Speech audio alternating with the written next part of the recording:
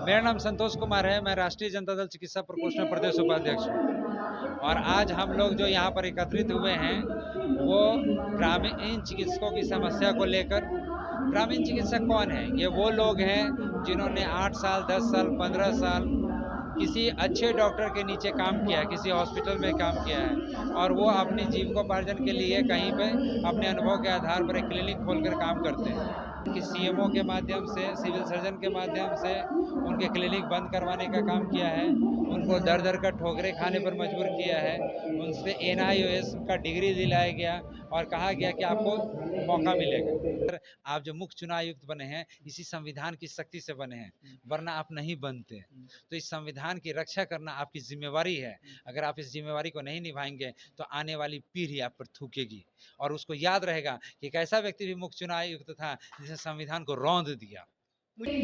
माननीय मुख्यमंत्री जी जिसका सबसे ज्यादा ढिंढोरा पीटते हैं वो जीविका बहन का है, लेकिन उनको कोई सैलरी नहीं दी जाती है। आप जान लीजिए, वो लोग जो 2-2, 10-10 रुपये जमा करते हैं उसी से उनका जीवन चलता है। जीविका स्वयं सहायता समूह होता है। तो आपको ये समझना चाहिए कि अगर उनके मन में, हृदय में जरा सी भी इच्छा होती तो जीविका उन्होंने शुरू किया तो उन लोगों को पहले क्यों नहीं दे दिया? अगर जीविका बहनों को 2-2 लाख रुपया दे दिया होता तो बिहार की ये तस्वीर नहीं होती जो आज है। आज उनको जानबूझ के ठगा जा रहा है। जीविका बहनों को लग रहा है कि हमको 10,000 आएगा, फिर 2 लाख आएगा। दीदी आप याद रखिए, जीविका दीदी, जैसे माननीय मुख्यमंत्री आपको ठग रहे हैं, आपको 1 रुपया मिलने वाला नहीं है। देखिए, पलायन जो हो रही है, अगर पलायन अच्छे कामों के लिए हो तो उसका स्वागत है। अगर कोई उच्च शिक्षा लेने के लिए जा रहा है बाहर, कोई दिक्कत नहीं है। लेकिन अगर 10,000 रुपये की नौकरी के लिए पलायन हो रहा है तो ये दुख का बात है। खान सर की लोकप्रियता का कारण ये है कि वो एक अच्छे इंसान है, इसमें कोई डाउट नहीं है। लेकिन उससे भी बड़ी बात है कि गरीब आदमी के पास इतना पैसा नहीं है कि वो अपने एजुकेशन पर खर्च कर सके। ये समस्या है, सरकार को ये व्यवस्था बदलनी पड़ेगी। आप देख रहे हैं आर्टिकल 90 न्यूज बिहार। इस वक्त मेरी मौजूदगी है पटना बापू सभागार में। हमारे संतोष कुमार जी चिकित्सा प्रकोष्ठ हैं। जी संतोष कुमार जी, बताएं कुछ अपने बारे में। मेरा नाम संतोष कुमार है। मैं राष्ट्रीय जनता दल चिकित्सा प्रकोष्ठ में प्रदेश उपाध्यक्ष हूँ। और आज हम लोग जो यहाँ पर एकत्रित हुए हैं वो ग्रामीण चिकित्सकों की समस्या को लेकर। ग्रामीण चिकित्सक कौन है? ये वो लोग हैं जिन्होंने 8 साल, 10 साल, 15 साल किसी अच्छे डॉक्टर के नीचे काम किया है, किसी हॉस्पिटल में काम किया है, और वो अपनी जीविकोपार्जन के लिए कहीं पे अपने अनुभव के आधार पर एक क्लिनिक खोलकर काम करते हैं। माननीय मुख्यमंत्री श्री नीतीश कुमार जी ने 2016 में उनसे वादा किया था बगल के कृष्ण मेमोरियल हॉल में कि हम उनको सरकारी सेवा में शामिल करेंगे। लेकिन हुआ क्या? धोखा। बिहार में करीब 3 से 4 लाख ग्रामीण चिकित्सक हैं, लेकिन उनका वोट लिया गया और उनसे वादा किया गया आज से 10 साल पहले का, लेकिन उस पर कोई सुनवाई नहीं की गई। सरकार ने ये किया है कि सीएमओ के माध्यम से, सिविल सर्जन के माध्यम से उनके क्लिनिक बंद करवाने का काम किया है, उनको दर दर का ठोकरे खाने पर मजबूर किया है, उनसे एनआईओएस का डिग्री दिलाया गया और कहा गया कि आपको मौका मिलेगा। लेकिन अब तक ले 51,000 लोग एनआईओएस की डिग्री ले चुके हैं और उनमें से किसी को भी कहीं पर भी काम नहीं मिला है, और ये माननीय मुख्यमंत्री की सबसे बड़ी असफलताओं में से एक है। दूसरी बात आता है कुरियर सेवा का। कुरियर सेवा वो लोग हैं जो, आप जान लीजिए, जितना भी टीकाकरण का काम है वो टीकाकरण का काम उनके कंधों पर है, क्योंकि वही जगह जगह टीका लेकर पहुंचाते हैं। और अगर आज बिहार का बच्चा स्वस्थ जीवन जी रहा है तो उसमें कुरियर सेवा के लोगों का बहुत बड़ा योगदान है। लेकिन यह अपराध मानवता के खिलाफ है। मात्र 110 रुपया उनको दिया जाता है। 110 रुपया में क्या कोई व्यक्ति अपना परिवार चला सकता है? तो जवाब होगा नहीं। आप एक अच्छे इंसान होकर सोचिए कि आप 110 रुपया पर किसी आदमी को खटा रहे हैं तो आप गलत कर रहे हैं। आप एक तरफ कह रहे हैं कि हम 10,000 रुपया देंगे हर घर के लोगों को, महिलाओं को रोजगार करने के लिए। अच्छा सर, मैं एक बात पूछना चाहता हूँ, वो 10,000 रुपया चुनाव के टाइम में ही क्यों नीतीश कुमार जी को ये बात याद आई? क्या लगता है आपको कि चुनाव बाद 2 लाख रुपये महिलाओं को मिलेगा? या 20 साल में क्यों नहीं महिलाओं का ये रोजगार करने के लिए ये योजना लागू किया गया? देखिए, सीधा सवाल है।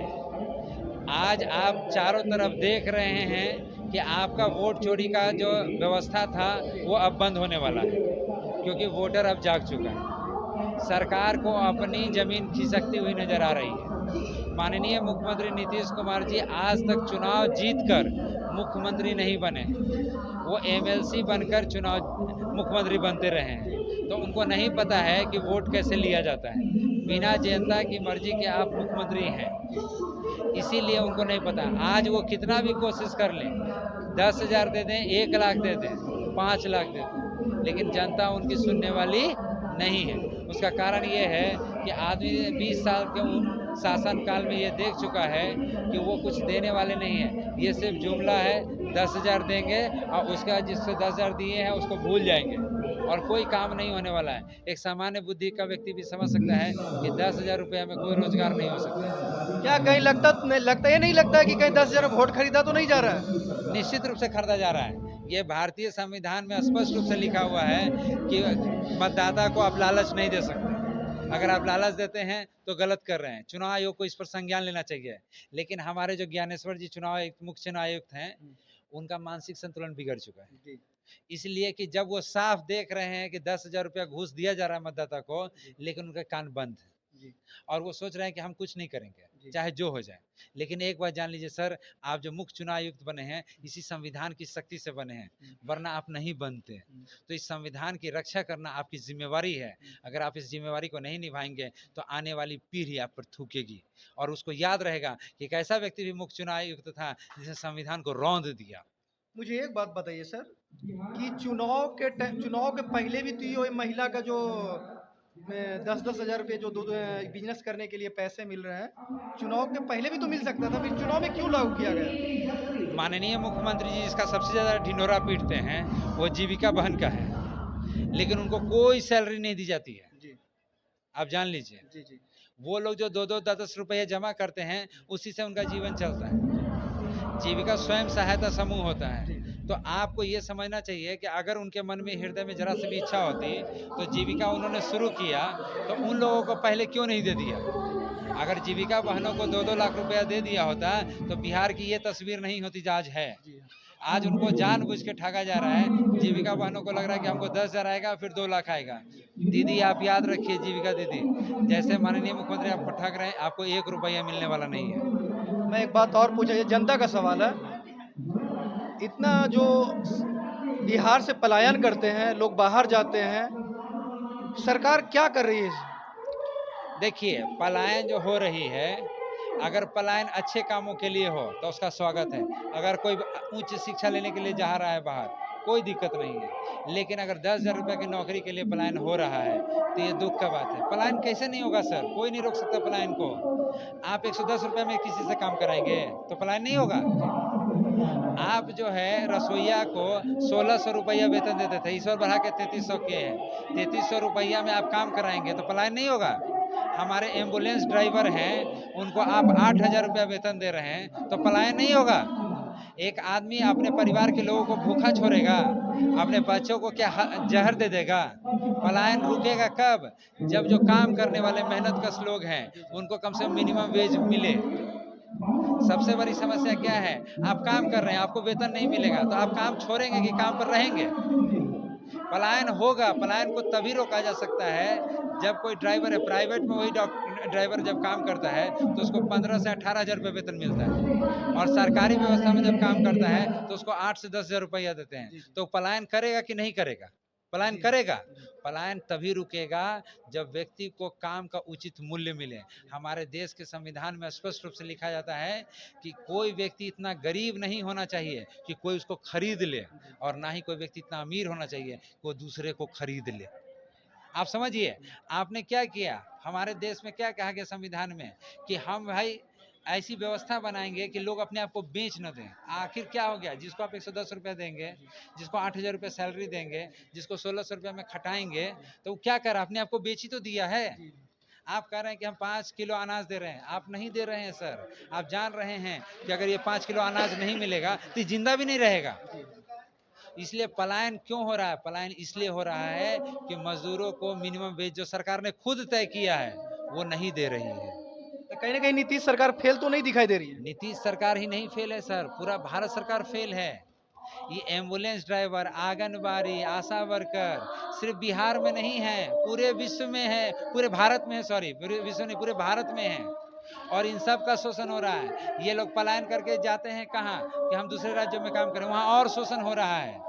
लेकिन पलायन इसलिए कर जाते हैं कि यहाँ पर अगर जैसे तैसे जिएंगे तो उनको शर्म आएगा अपने परिवार के लोगों के बीच में, इसलिए वहाँ जाते हैं 8,000 रुपये का 10,000 का नौकरी करते हैं। इस देश की जो सबसे बड़ी समस्या है कि गरीब आदमी का शोषण किया जा रहा है।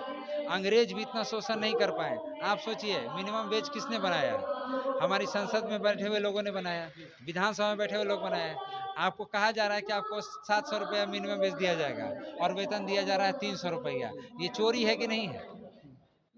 आप हर मजदूर से 400-300 रुपया की चोरी कर रहे हैं। पलायन, जो लोग पलायन कर रहे हैं वो भी सुखी नहीं हैं, क्योंकि ऐसा नहीं कि पंजाब में, हरियाणा में, बंगाल में उनको बहुत सैलरी मिल रहा है, कुछ सैलरी नहीं मिल रहा है। ये व्यवस्था तभी बदलेगी तब जब लोग ये समझेंगे कि सरकार बदलना पड़ेगा। आप पलायन की जो समस्या है, कम वेतन दे रहा है इसलिए लोग भाग रहे हैं। सर बिहार में इतने मतलब 20 साल से सरकार है, एनडीए का सरकार है, फिर भी पलायन, शिक्षा इतना स्तर इतना क्यों गिर गया? जो शिक्षा में भी वही हाल है, जो मतलब गरीब का बच्चा को सही से शिक्षा नहीं मिल पा रहा, अमीर के बच्चे कभी सरकारी स्कूल में नहीं जाते, नेता के बच्चे कभी सुना है कि हमने सरकारी स्कूल में जाता है, या किसी अफसर के बच्चे सुने हैं कि सरकारी स्कूल में जाता है? बताइए मुझे। आप एक बात समझिए, रोटी कपड़ा मकान, शिक्षा और चिकित्सा। जब रोटी कपड़ा मकान ही नहीं रहेगा तो शिक्षा के प्रति उसका क्या पॉजिटिव अप्रोच रहेगा?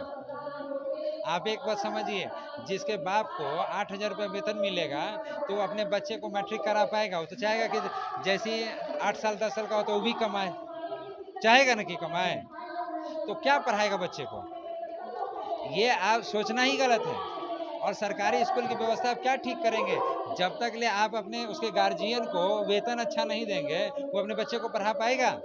2 बच्चे हैं, घर चल नहीं रहा है तो क्या पढ़ेगा? सरकारी व्यवस्था में जो शिक्षा मिल रही है, सबसे पहले ये है कि जो समाज में लोग रह रहे हैं उसको उचित वेतन मिलेगा तब ना शिक्षा की तरफ जाएगा। आप उसको उचित वेतन दे ही नहीं रहे हो, क्या शिक्षा ग्रहण करेगा? क्या मोटिवेशन होगा? आज आप प्राइवेट में मेडिकल कॉलेज का एडमिशन में 1 करोड़ रुपया लगता है, इंजीनियरिंग में 50 लाख रुपया लगता है। एक गरीब आदमी जो है रिक्शा चला रहा है वो सोच सकता है कि डॉक्टर इंजीनियर बनेगा? कैसे बनेगा? नहीं बनेगा। आपने 2 व्यवस्था बनाई है, एक अमीर लोगों के लिए और एक गरीब लोगों के लिए। आपने गरीब लोगों का पूरी तरह से नाश कर दिया है। आप उनको वोट लेने के लिए उसको 5 किलो अनाज दीजिए, चाहे और कोई व्यवस्था, कहीं अभी 10,000 रुपया दे रहे हैं, वोट ले सकते हैं आप, लेकिन उसके जीवन में तभी सुधार आएगा जब मूल रूप से आप उसके परिवार के लोगों को उचित वेतन देंगे। पहले सरकारी शिक्षक होते थे, उनके बच्चे डॉक्टर इंजीनियर बन जाते थे, क्योंकि लालू यादव की जब सरकार थी तो उन्होंने 40,000 50,000 रुपये सैलरी दिया, अच्छी सैलरी दी। आप उसको अब सैलरी दे रहे हैं 10,000 रुपया, तो क्या अपने बच्चों को पढ़ा लेगा? आप मजदूर है जो दिन भर काम करता है, उसको आप सैलरी देंगे 8,000 रुपया, वो बच्चे को पढ़ा लेगा? नहीं पढ़ा सकता है। इसीलिए आप समझिए कि शिक्षा व्यवस्था में कोई सुधार करने से कुछ नहीं होगा जब तक ले लोगों का आय नहीं बढ़ेगा। इतनी बेतहाशा महंगाई में, इतनी खराब मजदूरी, पहले आदमी जिंदा रहना चाहिए, पहले पढ़ेगा। आप जिंदा रहेंगे तो ना पढ़ेंगे। आप बीमार पड़ेंगे तो आपके लिए चिकित्सा का व्यवस्था नहीं है, तो अगर मान लीजिए आपके घर में आपके माता पिता बीमार हैं तो आप स्कूल जाएंगे? नहीं जाएंगे। ये आदर्शपूर्ण बात है। सच्चाई ये है कि आपने वो व्यवस्था बना दी है कि आदमी शिक्षा के प्रति आगे बढ़ ही नहीं सकता है। ये व्यवस्था पूरी तरह से ध्वस्त होनी चाहिए। आप ही बताइए, कुरियर सेवा का एक आदमी है, उसके 2 बच्चे हैं, वो पढ़ने की तरफ जाएगा? नहीं जाएगा। जब उसका बापे को खाने का घर में जब भोजन नहीं है तो क्या वो पढ़ेगा? पढ़ने के लिए उचित वातावरण चाहिए, उसको लगना चाहिए कि पढ़ने के बाद हमको नौकरी लगेगा। आप हर बार पेपर लीक करा दे रहे हैं, तो कैसे होगा बताइए? सीजीएल, आप कोचिंग वगैरह का फी देखिए कितना ज़्यादा है। एक खान सर इतना लोकप्रिय हो गए, क्यों लोकप्रिय हो गए? क्योंकि वो 200 रुपये में पढ़ा रहे हैं, ताकि गरीब, आप उनके पास जो अगर मिलियन में व्यूज़ है, बच्चे पढ़ रहे जी हैं, हाँ। इससे पता क्या चलता है? हर एक बच्चे को तो हर एक बच्चे के माँ के भी सब पेरेंट्स के जो भी उसका परिवार है, बच्चे के माँ बाप हैं, वो तो उनका फैन है खान सर का। क्यों फैन है? क्योंकि 200 रुपये में शिक्षा दे रहे हैं, स्वास्थ्य जो भी है। आपने गरीबी इतनी ज़्यादा बढ़ा दी है कि वो स्कूल और कॉलेज की तरफ बढ़ नहीं रहा है। इसीलिए ऐसे लोगों को उसको अपना हीरो नज़र आता है कि कम से कम पढ़ा तो रहा है, हमको 100 रुपये पढ़ा रहा है, क्योंकि उसके घर में आय नहीं है। सरकार को इस बात पर सोचना चाहिए। खान सर की लोकप्रियता का कारण ये है कि वो एक अच्छे इंसान है, इसमें कोई डाउट नहीं है, लेकिन उससे भी बड़ी बात है कि गरीब आदमी के पास इतना पैसा नहीं है कि वो अपने एजुकेशन पर खर्च कर सके। ये समस्या है, सरकार को ये व्यवस्था बदलनी पड़ेगी। चलिए, हमारे साथ संतोष कुमार जी थे। फिर मिलते हैं। आप आर्टिकल 90 न्यूज को सब्सक्राइब करें। नमस्कार।